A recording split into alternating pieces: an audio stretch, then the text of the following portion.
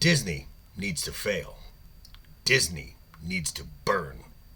This would be a good thing, because unless they hit the bottom, they will never, ever learn. And here we go.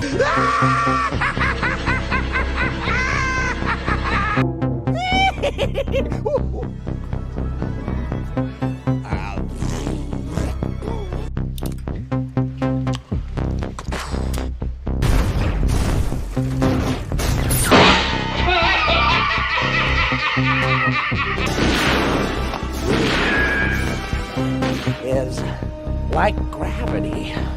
All it takes is a little push.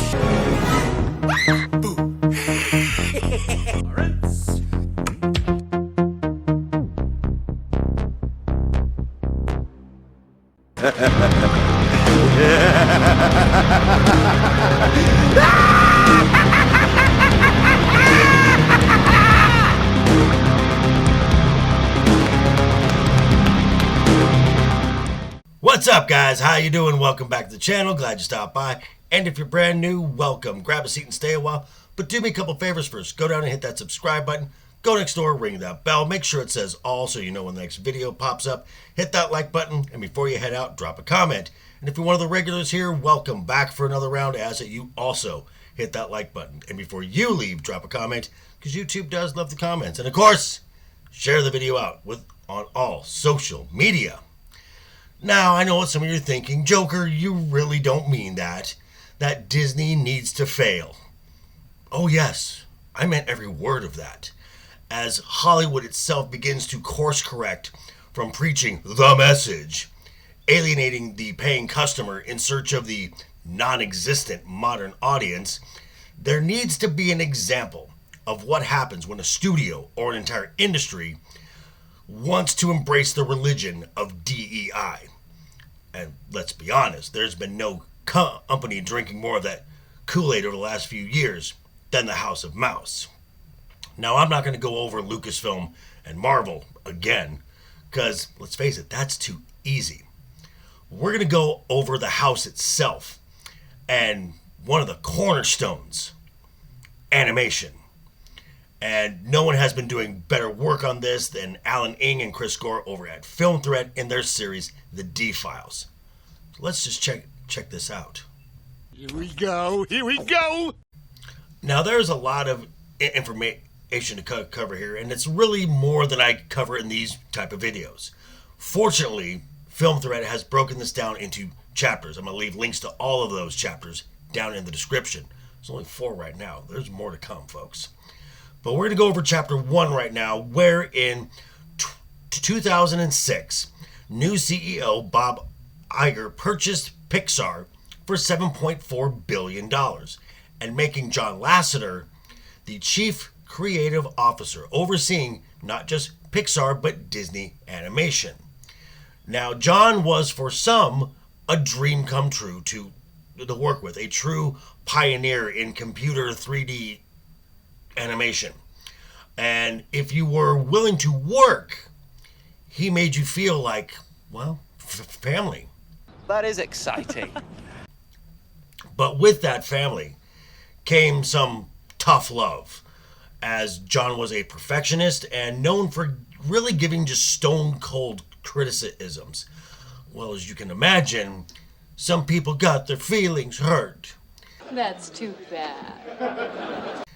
And this is where certain individuals and even other executives under the Disney umbrella began to fear John's popularity and presence and began planning the downfall of John Lasseter.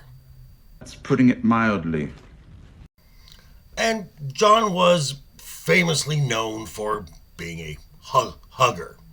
Innocent enough to some, invasion of space for others, which I have nothing wrong with that. I respect people's personal boundaries. There's nothing wrong with that, especially in an office/professional setting. And Disney not addressing this potential problem was a huge mistake on their part. But John also liked to drink. Not that he had a problem per se, but at office functions and celebrations, Disney Corporate was sure to have handlers on standby to avoid anything that might appear to be of any wrongdoing. That makes sense. And this is where the trap was set. A straight, white male who liked to drink and a known hugger. I think we all see where this is going, folks. To top this off, this was in 2017 during the hashtag #MeToo movement, which did legitimately bring to light the predatory natures of some big studio executives inside Hollywood.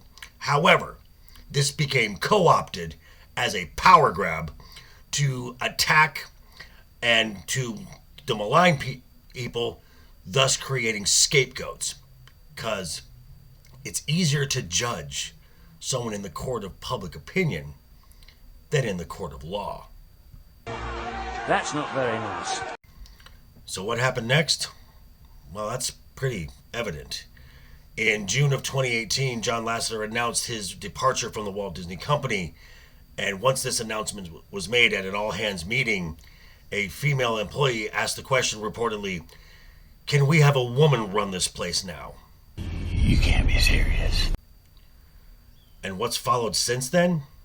Well, the renewal of Kathleen the Force's female Kennedy's contract in 2021, the rise of the MCU, the Bob Chapek hostage video where executives in charge of children's programming admit to their not-so-secret gay agenda, the implementation of DEI standards not just for storytelling, but for hiring, which has resulted in the year of the flopbuster, which saw Disney across the board in all studios at the box office lose $1.4 billion. That's a lot of money.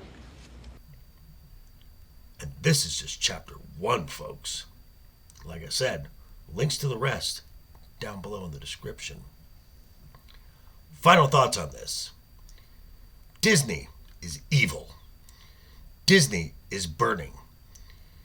Disney should be the ringing example of go woke, go broke, fucking choke, and ultimately croak. Disney is dying, and this is a good thing.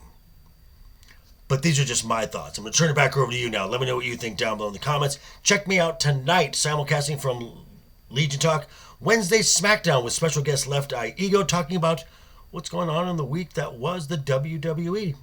But yeah, thanks for stopping by, folks. Again, quick reminder before you head out the door, hit that subscribe button, ring that bell if you liked the video, give it a thumbs up. If you didn't like the video, hey, thanks for sticking around this long. I appreciate that.